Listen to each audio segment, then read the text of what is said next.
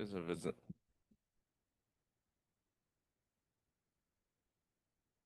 Hey Ryan, how's it going?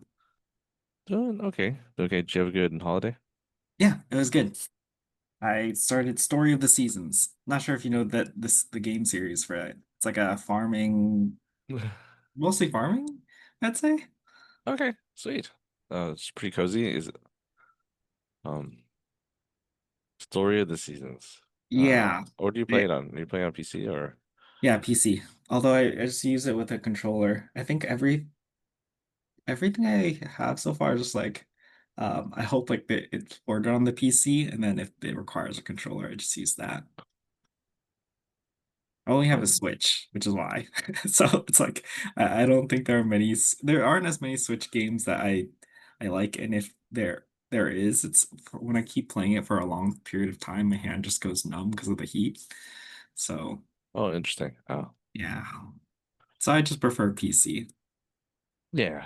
Oh, but yeah, it's kind of tough because you're always on the computer, right? All day, most of the day, and then you come home, your hobby is on the computer also as well. Yeah. I have to like figure out how to make as long as the spaces are different, like to me, my brain's okay with it. Like Oh, if okay. it's two different computers, like one computer is dedicated for like work only, and this other one is for like PC, or this space is only for PC. Yeah, Then yeah, context. The context matters. and hey Jeff, how's your weekend, Brian? Was it a long weekend for you as well? It was, yeah, because the kids had the day off and I had the day off, and but Oh, mostly stayed at home, cleaned. So a lot of family Saturday and Sunday. My mother-in-law cooked pho. Nice. Yeah, it's really no, it was a good weekend. I cleaned a lot yesterday. Is it like just regular house cleaning parts of the house where you're like, I need to really get to it sort of thing? No, it was more like, oh man, we can make some space here in the kitchen. Let's just clear out this corner of it, and then have this all this extra counter space that we've been sorely missing. So we moved like this giant air fryer into the corner because it was like front and center of our countertop taking up space. And that's just like the little improvements like that and really change every day, like life kind of thing. Yeah, it really does. How you doing, Jeff? hey, afternoon. Hey Sib. I said, Hey, sorry I'm Hey, Steve. late. No worries. Are you still able to take on speaker for today? Or Yeah, speaker two? sure. Yeah. Perfect. What's the theme? Give me a hint already. oh, it's just Labor Day. It's Oh, okay. Wonder what questions could relate to Labor Day. I honestly don't remember what Labor Day is about. I just see it as a holiday. I'm like, yay, holiday. Hmm. well, it is to take a break from laboring. Oh, but I'm using it right. So yeah, you are using it right. And Daniel, Hey, Daniel. Celebration of the labor movement and its achievements. this is like I don't know. unions. Yeah. This is like worker rights.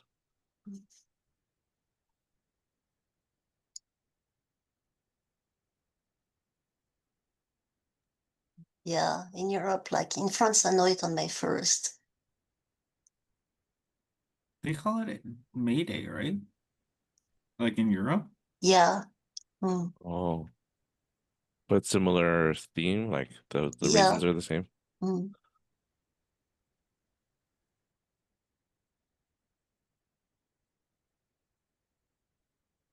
And that's why we often get Memorial Day and Labor Day mixed up. Yeah, I I do. don't know. I don't know why we do, but yeah, Americans get Labor Day and Memorial Day mixed up because yeah, May 31st is Memorial Day, but sometimes we think it's Labor Day, or sometimes we think Labor Day is Memorial Day. I think we just see it as a day off. We're like, cool, great. Like, whichever day it is. Yeah. I get them mixed up. I'm so used to it being in May, that like, I mean, in South Africa also it was in May. So, I think it's because it's intentionally a Monday. Both of them are Mondays, right? Memorial Day's on a Monday. must depend, no? on the think year. for I don't most Or know. is it always the 31st? It's not the 31st. it's always like the last Monday or something like Yeah, that. it's the last Or Monday the or something like that. Yeah, first Monday. I forget. Yeah. that was clear. Hey Vincent, good to see you again after a few weeks. Hey Joanne. And Joanne, are you still okay with being speaker one? Yeah, I'm still okay with it. Perfect. Sorry I didn't confirm. I guess I should have confirmed. Okay. Oh, no worries. So we have two speeches. We have Daniel's evaluator, and I have myself as second evaluator. Was there any other role we're missing, Brian? We had Jeff and he was table topics master.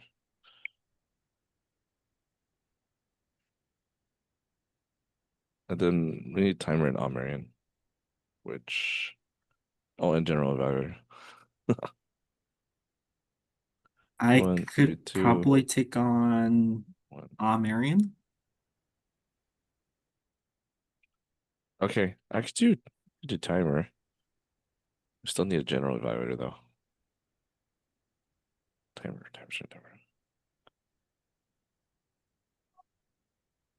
Hmm. Sib, Joanne, would either of you like to take on the role of general evaluator? Because you're just leading the evaluation portion of the meeting. You're not speaking necessarily. I know I want you to concentrate on your speech, but you don't have to do an evaluation or anything. Okay. Okay. Okay, yeah, so you be general evaluator today. Okay. Awesome. Yep. Okay.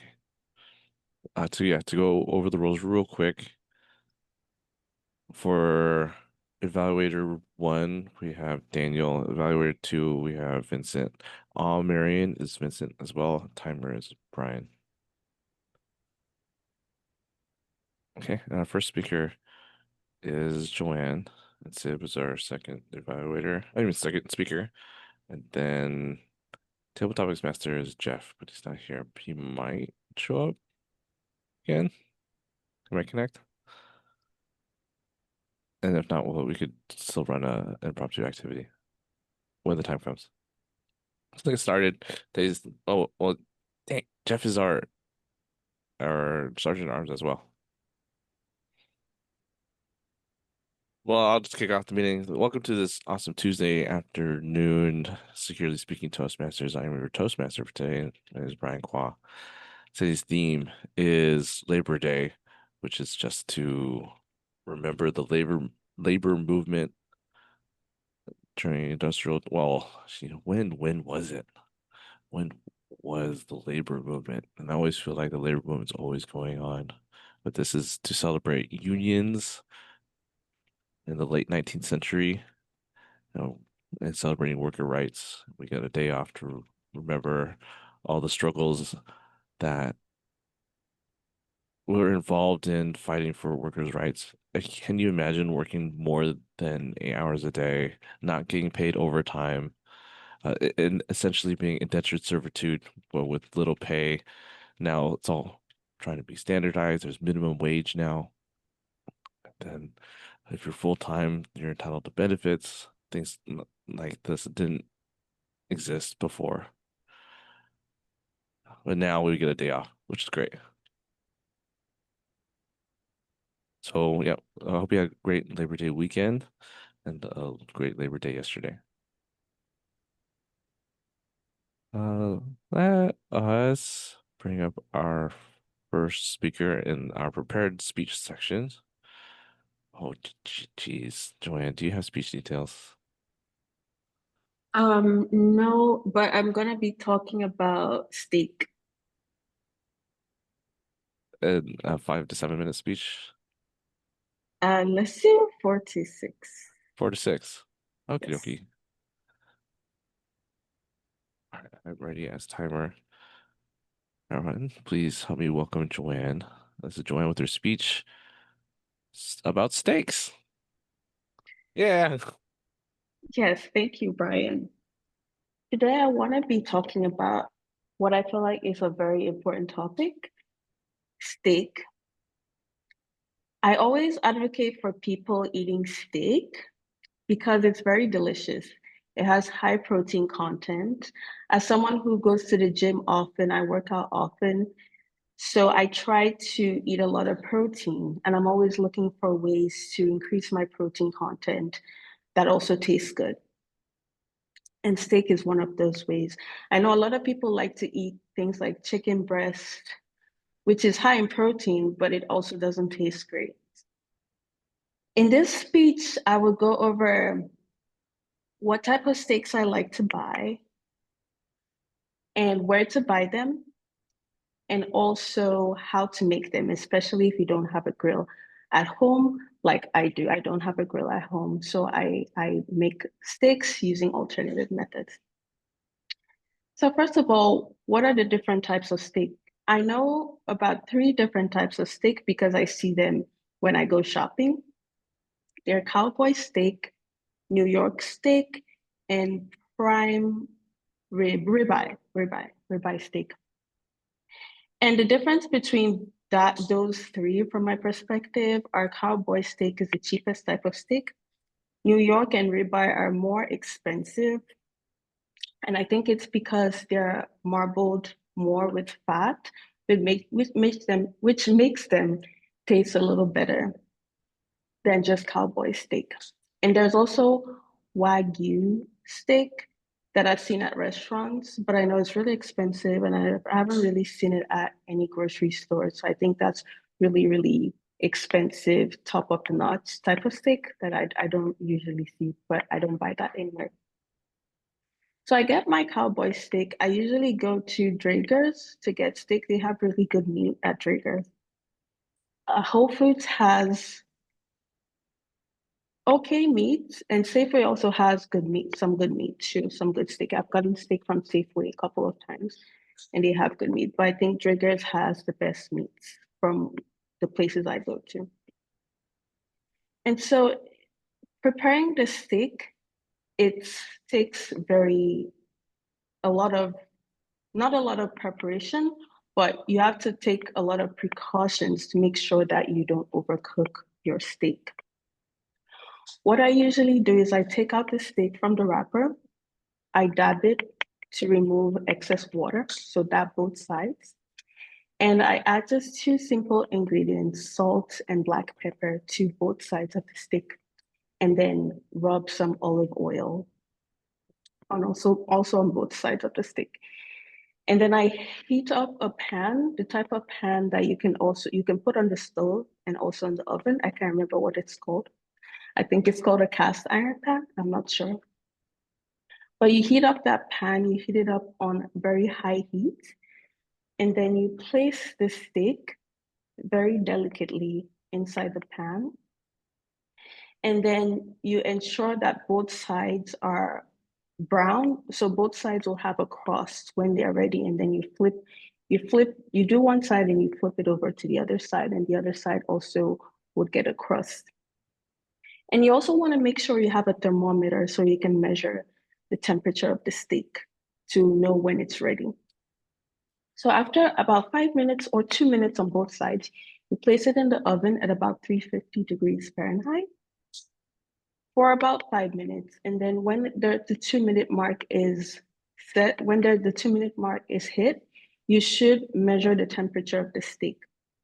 So you really don't want the temperature to go above 130 degrees Fahrenheit. If you see it go 140 is kind of okay, but for medium rare steak, which I think tastes the best, it shouldn't go over 130. 150, 160, your steak is overcooked and it'll be really hard and not tasty to eat. When this is all done, you can serve the steak with potatoes, rice, a good carb, and some vegetables. I personally use just plain white jasmine rice with my steak all the time. And I also like to make it with Brussels sprouts. So that's how I like to cook my steak. And I hope you enjoyed listening to my steak preparation speech.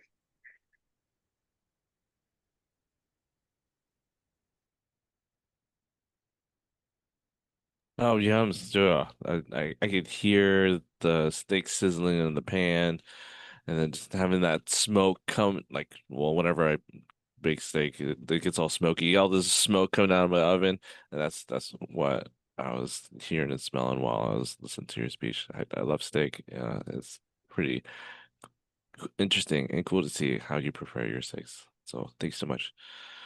Oh, do we have feedback forms? Oh, geez. I know it's in the email. Yeah, let me see if I can bring it up. I got it. Oh, you got it. No, it's gonna put this giant Gmail form in. It's not the abbreviated link. No.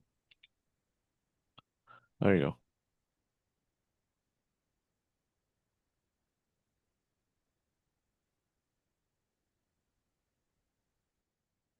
So I'm gonna time 1 minute, please.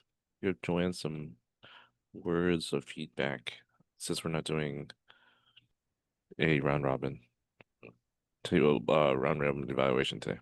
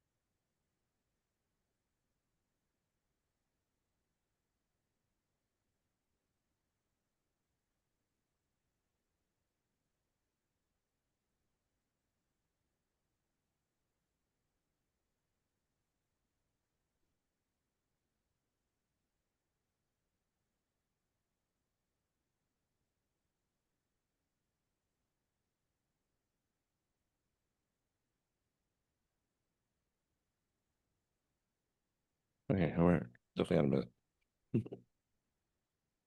Okay. All right, I'd like to bring up our next speaker. Sib, do you have some speech details of like timing and topic? 4 to 6 minutes, but I need a prompt. Oh, I need a prompt. Today's topic for Sib is about if someone has a faster idea, they should jump in. Oh, I could add something. So Sid, Something inspiring. Inspiring. Okay. And I last 4 minutes on this. I would say since we had a day off, so the days off that you had in the past, what was the most memorable and like why you want to advocate either for like the importance of taking that 1 day extra as a break, or why do you think it's important to have these days off or these moments of appreciation or I'd tweak it, yeah, with the most inspirational like day off that you've had.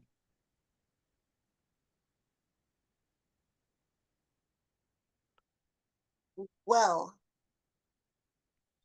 Oh, welcome, Sib. when Yeah, I, it's when I like think when I think of days off, it means something quite different to me in the context of living in the US compared to France,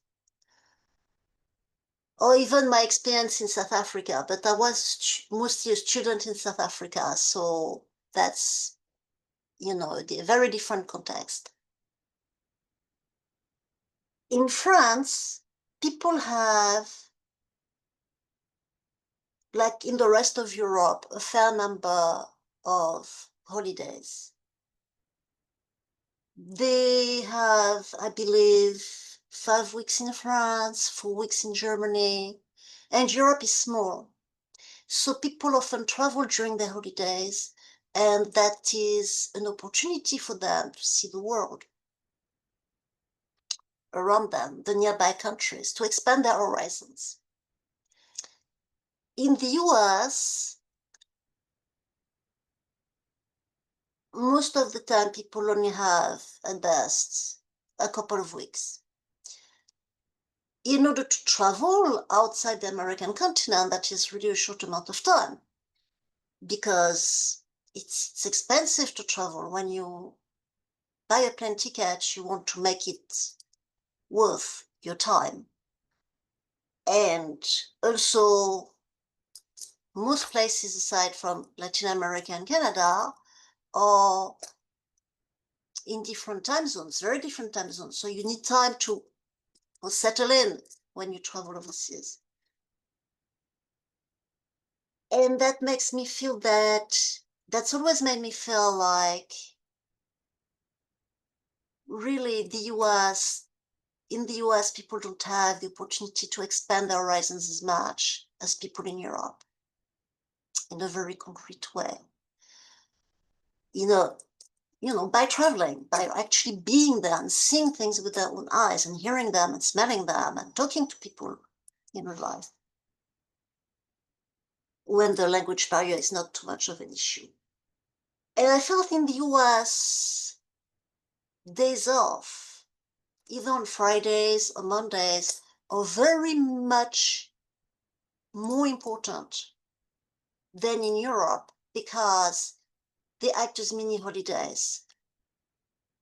Long weekends are the opportunity for Americans not to travel to different cultures, but at least to get out of town and perhaps even see their families in other towns, which they don't really have the opportunity to otherwise.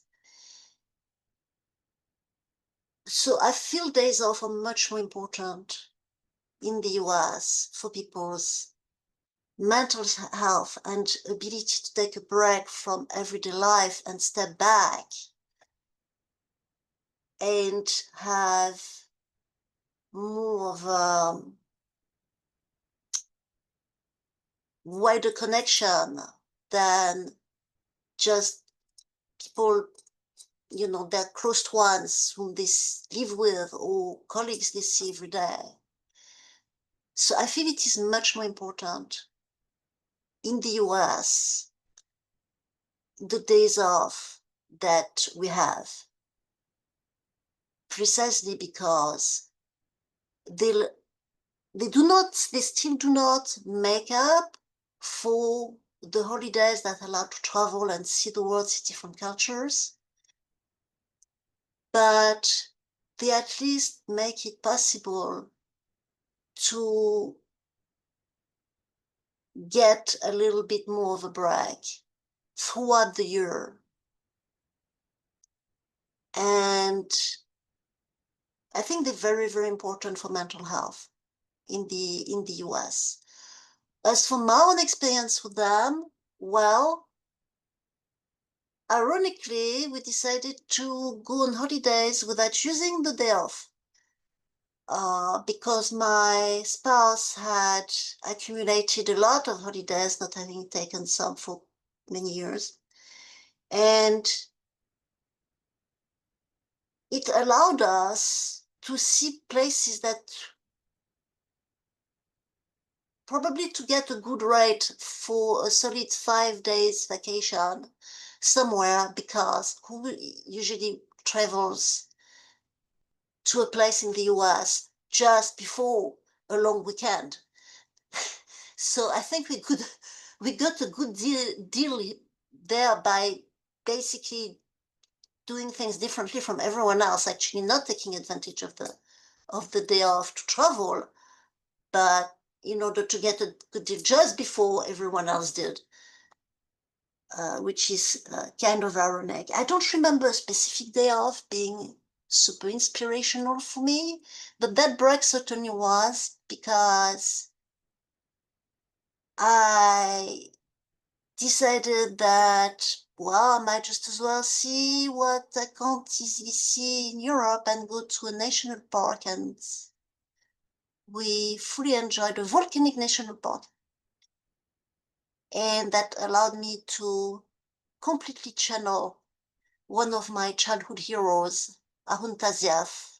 I'm probably too old for anyone else to remember him, but He was a popularizer of volcanology when I was a kid. So that was really, really cool. Being able to smell the sulfur at last. But generally speaking, to wrap up, I think days off are really important for Americans, whether or not they realize it, but they should have more holidays in order to be able to experience the world as well and get out of their planet USA. Over to you, Toastmaster.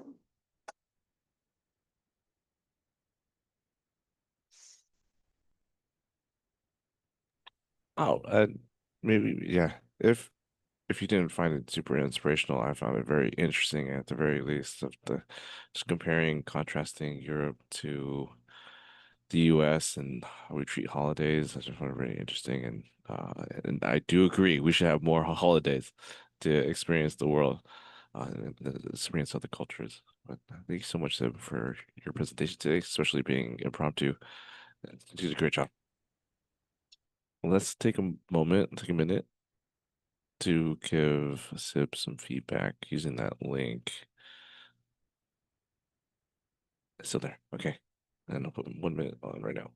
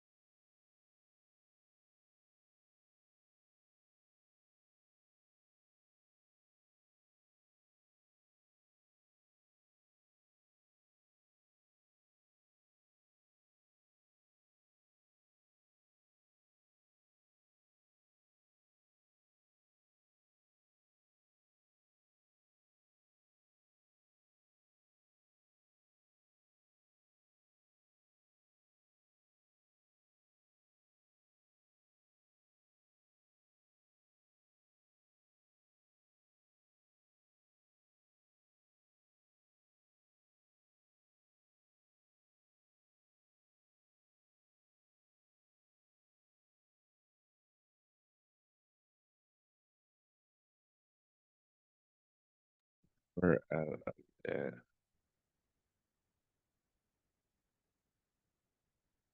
I'd like to introduce our next section, which is the impromptu section of the meeting. We don't have a table topics master today. I could fill in that role. And today's theme is Labor Day. So we're going to start with the letter L in labor. Who would like to go first? I can give it a shot, Brian. Unless Benson wants to give it a shot. I don't think he has a formal role. If you want to go, Benson. Yeah, sure. I can go first.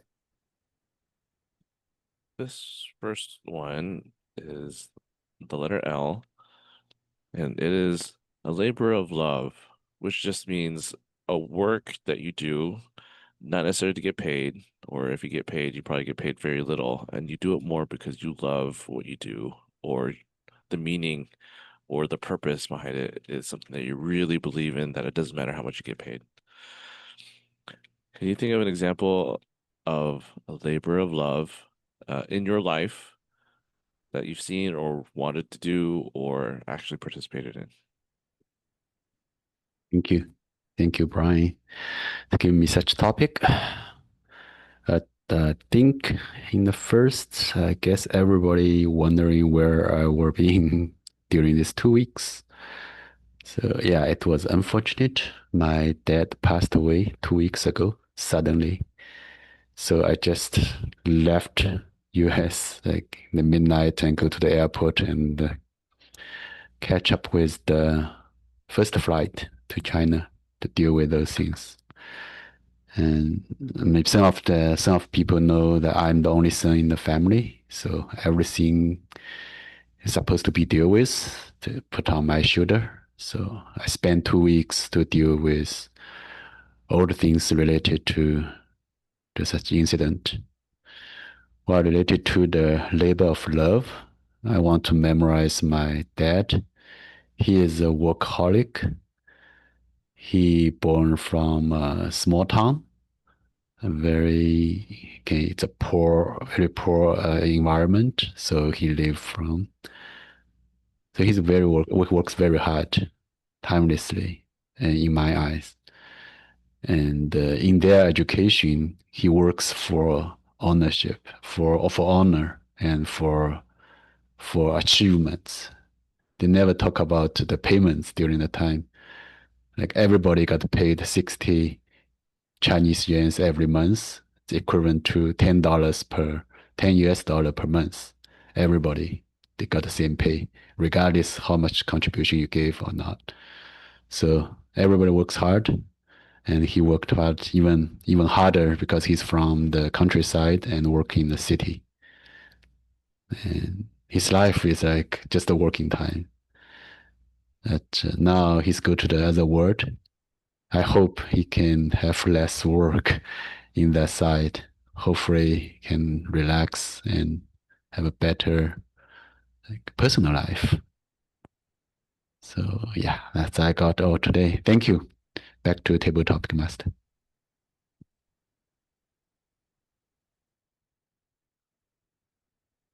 Thank you, Vincent, for sharing your story, sort of the background of what you've been up to, and yeah, also at the same time remembering honoring your father's memory with his labor of love.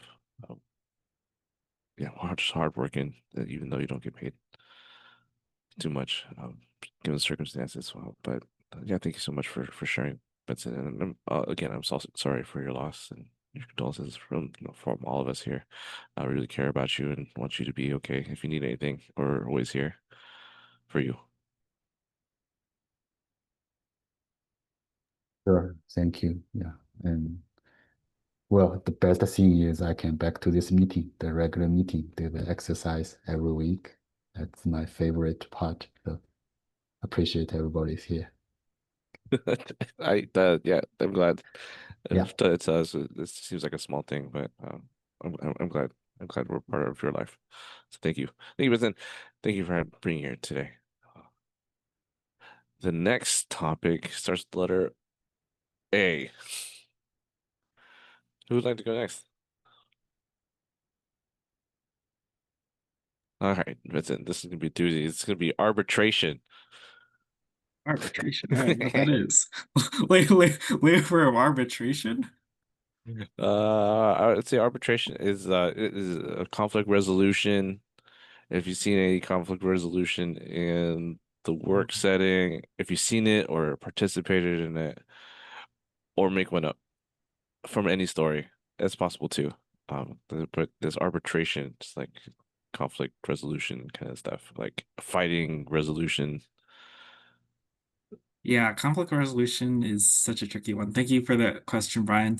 Whenever I see someone do it successfully, I get really impressed, especially in the workplace where there's a lot of deadlines and you would just see people feeling a lot of pressure and fingers start flying around saying, how come it's your group that's causing us to be delayed? And how come it's this group that's causing it to be delayed? And we're just trying to find a way, I think, to make sure that we don't feel that pressure.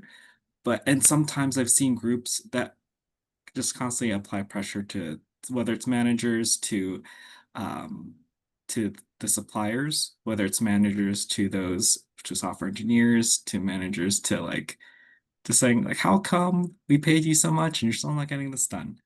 I've been in a meeting where it was just a lot of finger pointing until all of a sudden I remember there was one person who kind of stepped up and mentioned, yeah, I'm sorry. I've just been feeling a lot of pressure, a lot of stress. They acted with a bit more vulnerability. It just showcased like that they needed support, that that they were open to trying new things, etc. And I think once they became more open and more vulnerable, another group started to become more open as well, saying, "Yeah, we understand. We're also a bit pressured as well. So we know what you're going through. Like, let us know if you need any support. We do have some availabilities here." And I think that moment of vulnerability, even in the tricky situation with a lot of people, was something that everyone else was kind of feeling, but was scared of saying because they wanted to kind of put up that front face to say, yeah, we got this covered. Don't worry, it's the other guy's fault. When instead it's really like everyone's feeling that pressure and they understand that the groups are too.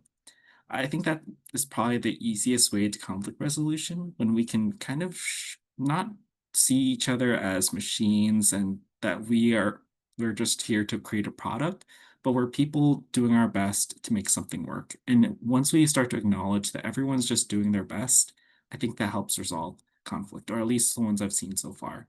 I hope that there aren't too many experiences where I have to witness conflict resolution, but that's one I've particularly seen that I've admired. Thank you.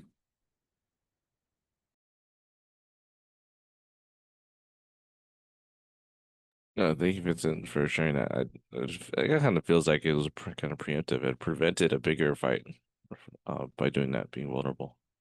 So it fizzled out before it escalated. Cool. We probably have time for one more. We're not gonna get through the whole word labor. Let's let's go with B, which I haven't thought of yet. So B. Who would like to go next? I can go. Uh, what's a good B word that relates to labor or work? Burden? No, not burden. That's too on the nose. Blood. Blood. No? I was thinking like bravery or something. Bravery. Behoove. Behoovement. Berate? No. Bystander. Bystander. That's a bystander. I don't know where you're gonna go with this one, but bystander. Okay. Bystander. Yeah, so just be on the sidelines. Just be bystander. And good or bad, being a bystander at work or not work in any capacity of volunteering or yeah, getting paid an hourly wage. So being a bystander in that context. Oh, it has to be a work context, sorry. Try to, but crazy things can happen at work. I'm just saying. But pros and cons of being a bystander. Okay, pros and cons of being a bystander. Uh, okay, we'll run with that. This is Joanne, everybody. Okay, thank you, Brian. So pros and cons of being a bystander at work. I wouldn't say I have a lot of experience being a bystander at work because I do really try to learn in every situation I'm in. I do try to learn more about everything that is going on. So I work at a startup, which means that there really is not a lot of room to be necessarily a bystander because not everybody has a super specialized role. I mean, you can be employed as a machine learning engineer, for example, but you would end up doing some machine learning operations, some data science work, and so on. So it's a very broad label whenever you're employed at a startup.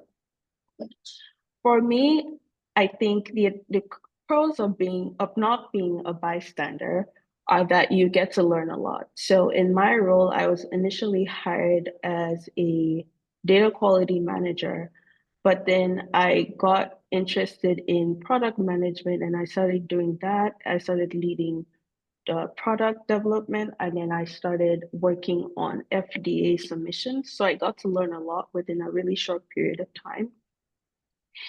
I would say perhaps the cons of being a bystander, especially at a startup, is that you may get fired. You because there's just not a lot of people to cover your work. So to cover what you should have been doing. And you probably won't have a lot of learnings. So if you're thinking about maybe going to another startup or going to a different company, you need to account for what you have learned in your current role so you can apply that to the other role. So you may not have much of that moving into another role. And so those, I think, are the pros and cons of being a bystander at work. Over to you. Nice job. That was not an easy topic. Um, you you handled the assignment flawlessly. Thank you so much, Joanne, for your topic on bystander in the workplace. I think this will conclude our table topics activity, and let's transition into our evaluation portion of the meeting. So please help me welcome our general evaluator, Sib.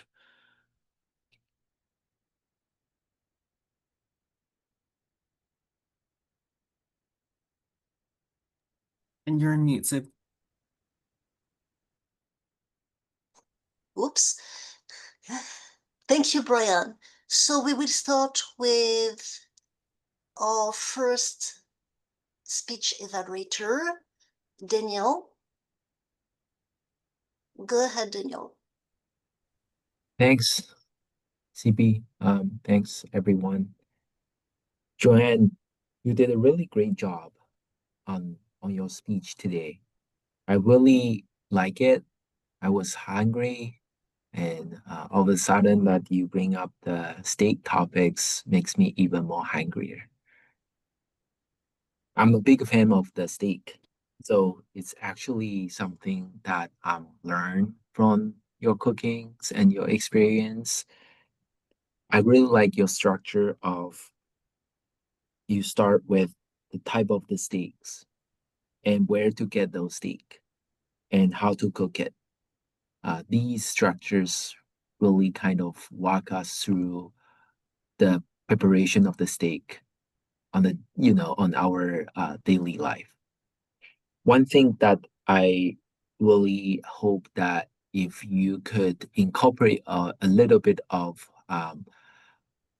personal touch on the failure when you start making different, because you mentioned it about type of steaks that you like to cook. Some of the steaks, it's a little bit cheaper, and if you can put a little more personal touch on uh, if you had a failure on cooking the steak, I know sometimes it's very easy to make the failure on cooking those like cheap meat, and that would be very fun to listen.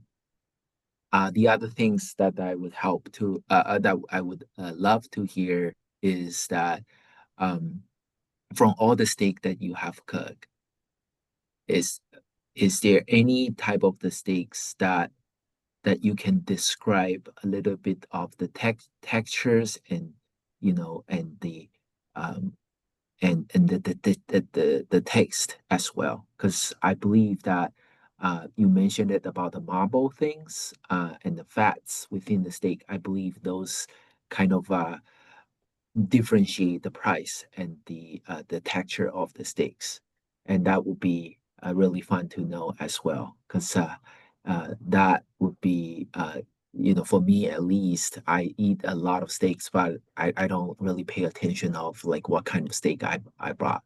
So that'll be fun to hear from you next time. Thank you, Joanne, and thanks, CB. Thank you very much, Daniel, for a very clear evaluation and complete with nice suggestions. Vincent, over to you for the evaluation of the second speech. I wonder who that is. Yes, I wonder who that is. All right. Thank you so much, Sib. Fellow Toastmasters, especially you, Sib. Thank you for giving the impromptu speech. And this one I feel like was a good challenge for you, because I know before you used to get the prompts of maybe like 5 minutes in advance. This time it was just on the spot and you're able to come up with an idea. So I'll take this evaluation with that in mind. So one of the first things I really liked was how you were able to open up with those different perspectives about how each country or each region, I would say, celebrates those days off differently. One gets to see it as a break, while another gets the opportunity to see it more of like an enriching experience, just because they have the opportunity to do so. So I liked how you were able to open up with this. I felt that it was very strong for me. And today I'll be highlighting 3 points that I thought you did really well in. And one point I could think you could use to enhance this impromptu speech, which is tricky because it's an impromptu speech, even further. So first off, I really liked how you're able to use pauses to separate your ideas. I remember there's a moment that you had where you said, that was a very different context. And you paused. You let it settle. And I was like, oh, this is great. It's like a good transition. So I think you use pauses as transitions very effectively. The second thing I liked was that whenever you demonstrated a point, or in this particular case, you were talking about how there was differences between like a European celebration of a work day off and an American celebration of a day off. He gave two very specific examples, which I think is important, especially if you're trying to argue for one side or another. You have to see like both points or try to understand the contrasts of things. So I think that because it felt to me like an informative speech, that you were able to showcase contrasts of how different cultures celebrate something. So contrasts are an easy win. Last but not least, I really appreciate personal experiences. If this speech didn't include a personal experience, I'd be like, why does this speech matter to Sib? So in this case, I liked how you're able to demonstrate that an experience of how you personally use that time off with your husband and being able to find those pockets of space that aren't like filled with tourists because you're able to go off season. So I like how you're able to add your personal experience in there. I think to elevate this speech even further, what I personally recommend is perhaps add personal stories before adding the reasons or the rationale. But again, this is impromptu speech, so sometimes we come up with the idea as we progress through it. But this is just my personal favorite structure in the way that you do it if you had to plan it. So I would think of a personal story, and then after that, why that personal story matters. So in this case, it could be that you were able to travel at first and kind of give us tidbits and hints about like, oh, at first you traveled for family or something, but then later on you thought, why shouldn't I use it to enrich myself? Like when we're in Europe. So that way you kind of segue into that final conclusion where our trips shouldn't just be a moment to relax and take a brain break, but as a way to enrich our experiences. Going to parks that, like national parks, for example, smelling in the sulfur. I like the way you said that too. So that's the only thing that I noticed that could be improved. But overall, I think that you're getting really good on making impromptu speeches off the bat. I was trying to keep track of ahs and ums and couldn't catch many. So I'd say that whenever you give that speech, you had those ideas in hand with a bit of reshuffling. I think you will be perfect with just giving a speech, just that one question, 5, 7 minute speech. Easy. Thank you. Back to you, G. Sid. Thank you very much, Vincent. Thank you for your very helpful feedback. I really appreciate it. The next person is, we need the times from Brian, our timer, and I see that Brian just posted them.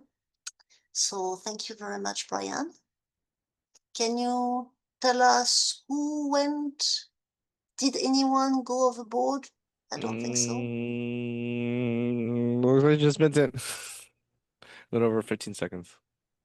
Okay. And over to Marianne. All right. Thank you, Sid. Brian, you can time me for this one in case I go long. All right. I'll do odd counters report and also any sayings that I thought were very impactful as a grammarian. Ryan, I noticed 2 so's. I didn't notice any ahs or ums for your speech, and one you know. One thing I liked was that you brought up, I believe it was indentured servitude as a concept. You use a lot of powerful phrases and concepts and arbitration as well. And I was like, I need to look up what that word is in certain contexts. This is great. I get to learn new vocab as well. Joanne, I noticed huge improvements. I know before you were tracking ahs and ums, but I didn't hear any for this one. The only thing I noticed was so's, and this would appear in the beginning of sentences. For example, for my role, and so those I think, or so that's why I think, for example. In those cases, you could say, and that's why I think it's instead of and so, that's why I think. And I'm about to use it as well. And so, okay, those are just examples. But overall, I've noticed a huge reduction in Ozums. So great job on that improvement, Joanne. One thing I liked in terms of the grammar was that you described marbling on the steak, and I thought that that was a very powerful image, very powerful imagery. So great job. Sib, I didn't notice any ahs or ums. I did like the saying that you mentioned, the planet of USA. It just kind of showcased how we see our world sometimes. Like we see our own country as just a planet and there's something else. I thought that was very powerful as phrasing. Daniel, I noticed a few ahs, and that was your main one for this time around. You didn't use many ums or so's or anything like that. So overall, once you've reduced your ahs, you'll be clean. Benson, I noticed one ah, one repeat. I liked how you mentioned the idea of workaholics and also working honorably. I think the way we describe how we work is very important. So when you said how he worked honorably and you gave the descriptions of it, it gave a very clear picture about who your father was versus just saying workaholic. Overall, I thought everyone had very huge improvements in your ahs and ums. Keep it up. And with that, I return it back to you, GE Sid. Thank you very much. I find that this was a really good meeting. It flowed really well. We organized it efficiently and we are on time. So over to Toastmaster.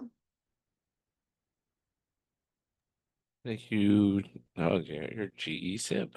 Thank you, Sib, for stepping in as general writer and leading the evaluation portion of the meeting.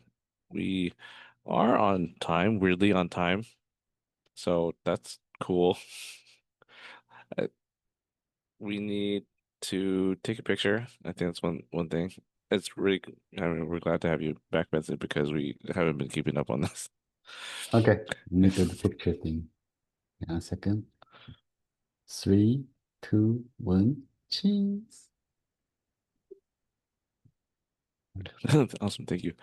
We need to figure out roles for next week. I know you're stepping in as GE today, Sib, but would you want to be our Toastmaster for next week? Yeah, awesome, cool.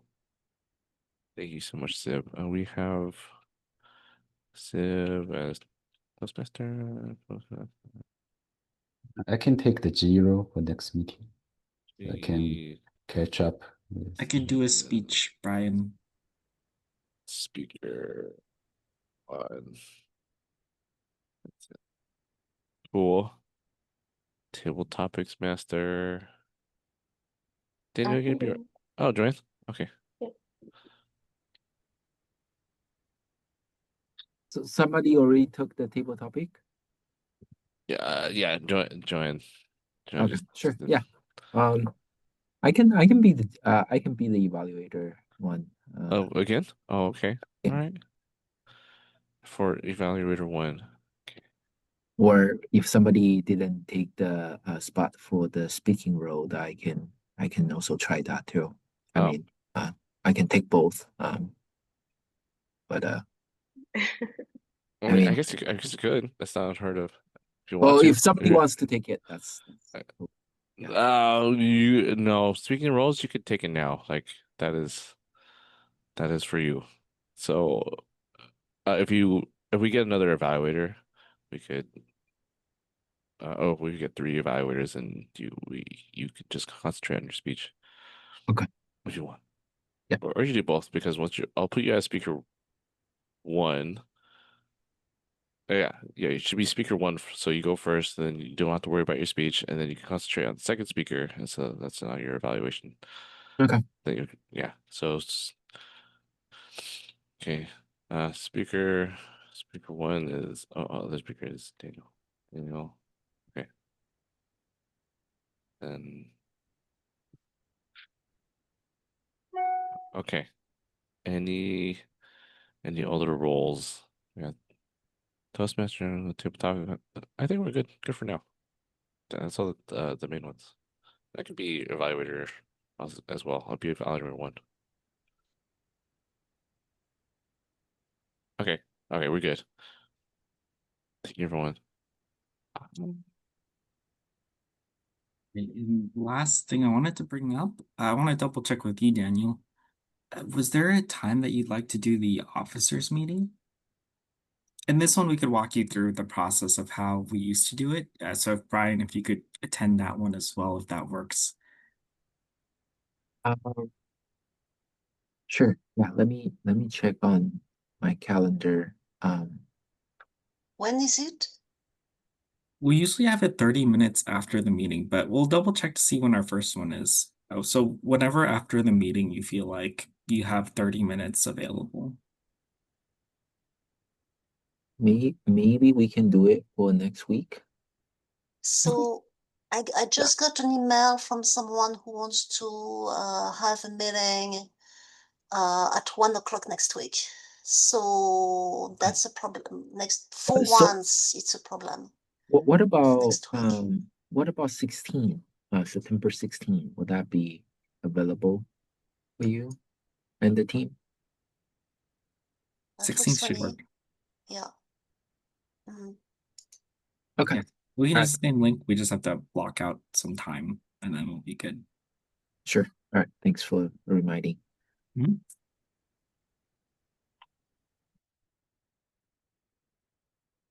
All right. Sounds good.